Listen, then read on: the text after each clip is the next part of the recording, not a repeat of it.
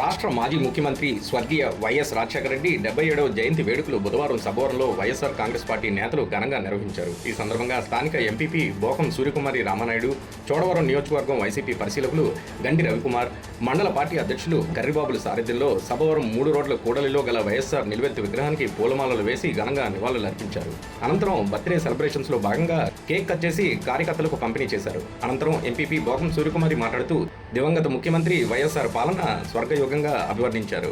ఆయన ప్రవేశపెట్టిన ప్రజా సంక్షేమ పథకాలు నేటికి ప్రజల గుండెల్లో అభిమానాన్ని సంపాదించిన తీరు అనిర్వచనీయమన్నారు. వైఎస్ఆర్ కాంగ్రెస్ పార్టీ నేత గండి రవికుమార్ మాట్లాడుతూ ఉమ్మడి ఆంధ్రప్రదేశ్ రాష్ట్రంలో వైఎస్ఆర్ చేసిన సేవలు మరే ముఖ్యమంత్రికి సాధ్యం కాలేదని చెప్పారు. ఆయన తెచ్చిన సంస్కరణలు ప్రజల గుండెల్లో చిరస్థాయిగా నిలిచిపోయాయన్నారు. స్వర్గీయ డాక్టర్ వైఎస్ రాజశేఖర రెడ్డి గారి 77వ జయంతిని పురస్కరించుకొని మరి ఈ కార్యక్రమాన్ని ఏర్పాటు చేసినటువంటి మండల పార్టీ అధ్యక్షులు గరిబాబు గారికి, ఈ కార్యక్రమానికి ముఖ్య అతిథి ఎంపీపీ సూర్యకుమారి రామనాయుడు గారికి, అలాగే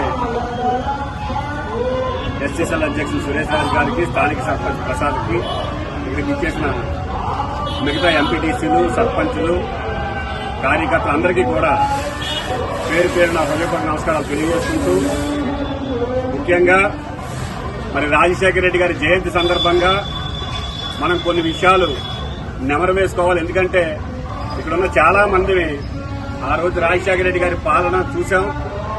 రాజశేఖర రెడ్డి గారి పాలన కన్నా ముందు కూడా కొన్ని విషయాలు ఆయన ఎంత కష్టపడితే రాజకీయాల్లోకి వచ్చి తను సీఎం అయ్యాడన్నది కూడా చూశాం.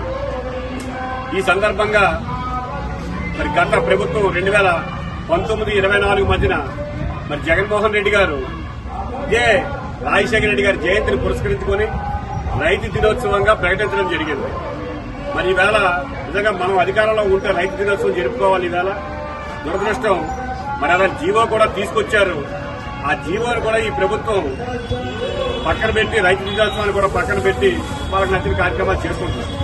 అంటే ఇంత రైతు పక్షపాతి అవడానికి రాజశేఖర రెడ్డి గారు కొన్ని కార్యక్రమాలు ఆనాడు తాను ప్రతిపక్ష నాయకుడిగా ఉన్నప్పుడు 2001-2002 అనుకుంటాను, రాష్ట్ర వ్యాప్తంగా అనేక మంది రైతులు ఆత్మహత్యలతో ఇబ్బందులు పడుతూ ఉంటే కరెంటు బిల్లులు కట్టుకోలేక, మోటార్ బిల్లులు కట్టుకోలేక పిల్లలు మాత్రమే ఇంజనీరింగ్, డాక్టర్లు చదువుతున్నారు.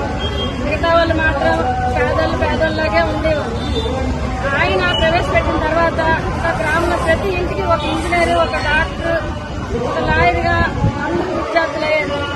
అందుచేత తానున్నా లేకపోయినా సరే తన పేరే నిలవాలని ఒక సంకల్పంతో అటువంటి పథకాలు ప్రవేశపెట్టారు రాజశేఖర రెడ్డి గారు. ఆయన ఇప్పుడు లేకపోయినా సరే ఆ పథకాలను ఎవరు ఎన్ని ప్రభుత్వాలు వచ్చినా, ఎంతమంది సీఎంలు వచ్చినా తాకడానికే తిట్టేది. అలాగే ఆయన కుమారులైన వైఎస్ జగన్మోహన్ రెడ్డి గారు సీఎం అయ్యి పేదలకి అసలు గాంధీ మహాత్ములు గారు అసలు పేదరికే ఉండకూడదన్నారు. గాంధీ మహాత్ములు గారు తలదలిసిన పరిపాలన అందించిన మొట్టమొదటి సీఎం వైఎస్ జగన్మోహన్ రెడ్డి గారు. వైఎస్ జగన్మోహన్ రెడ్డి గారు 9 నవరత్నాలు మాత్రమే పాదయాత్రలో చెప్పారు. కానీ ఆయన ప్రవేశపెట్టింది 99 నవరత్నాలు ప్రవేశపెట్టారు. అలాగే ప్రజలందరూ కూడా సర్పంచ్లు, ఎంపీటీసీలు, ఎంపీపీ, జడ్పీటీసీ, ఎమ్మెల్యే ఒక గ్రామంలోకి వెళ్లి ప్రతి ఇంటింటికి గడప గడప కార్యక్రమం చేసి మీకు ప్రభుత్వం ఇచ్చిన పథకాలు ఎస్సీ, ఎస్టీ, బీసీ, మైనారిటీ అందరికీ కూడా అందాయా లేదా అని సత్తా ఉన్న ప్రభుత్వం వైఎస్ఆర్ ప్రభుత్వం మాత్రమే.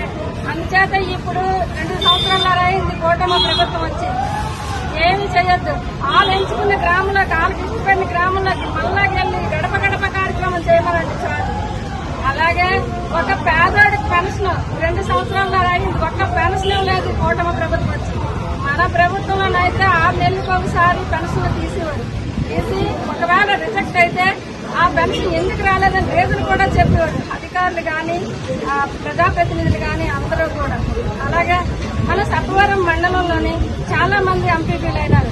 ఒక గ్రామంలోనే 4 శిలాఫలకాలు ఓపెన్ చేసే ఘనత ఇప్పుడు వైఎస్ఆర్ ప్రభుత్వంలో ఉన్న ఎంపీపీకి మాత్రమే దక్కింది. ఎందుకంటే మన సురేష్ గారు వాళ్ళ ఊరు వెళ్ళినప్పుడు వెల్నెస్ సెంటర్, రైతు భరోసా, నాడు నేడు స్కూళ్లు, ఒక